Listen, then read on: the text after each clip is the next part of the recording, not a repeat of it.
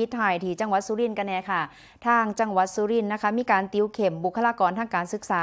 มุ่งที่จะสร้างภูมิคุ้มกันและก็พัฒนาศักยภาพสถานศึกษาให้ปลอดภัยนะคะจากยาเสพติดนั่นเองค่ะ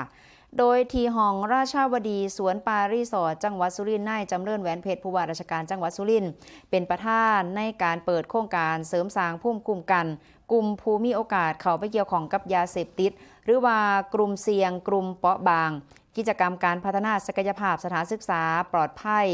ยุดยั้งยาเสพติดด้วย EF นะคะและก็ภูมิคุ้มกันชีวิตสู่การมีส่วนร่วมเพื่อที่จะสร้างพลังครอบครัวอบอุ่นและก็ชุมชนเข้มแข็งซึ่งโครงการดังกล่าวทางสำนักงานท้องถิ่นจังหวัดสุรินทร์จัดขึ้น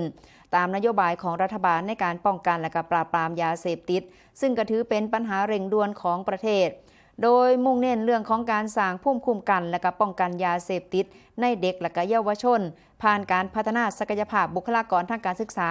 ให้มีความรู้ความเข้าใจและก็สามารถนำแนวคิดนวัตกรรมร่วมทั้งการพัฒนาทักษะ EFไปบูรณาการจัดการประสบการณ์เรียนรู้ให้แก่เด็กปฐมวัยได้อย่างมีประสิทธิภาพกิจกรรมในเทื่อนี้ก็เป็นการฝึกอบรมพัฒนาศักยภาพบุคลากรทางการศึกษาของสถานศึกษาสังกัดองค์กรปกครองส่วนท้องถิ่นระดับปฐมวัยโดยมีกลุ่มเป้าหมายเป็นบุคลากรทางการศึกษาจำนวนทั้งสิ้น50 คนจัดขึ้นระหว่างวันที่26 ถึง 28 มกราคม 2569ร่วมระยะเวลากะ3 มื้อนั่นเองค่ะ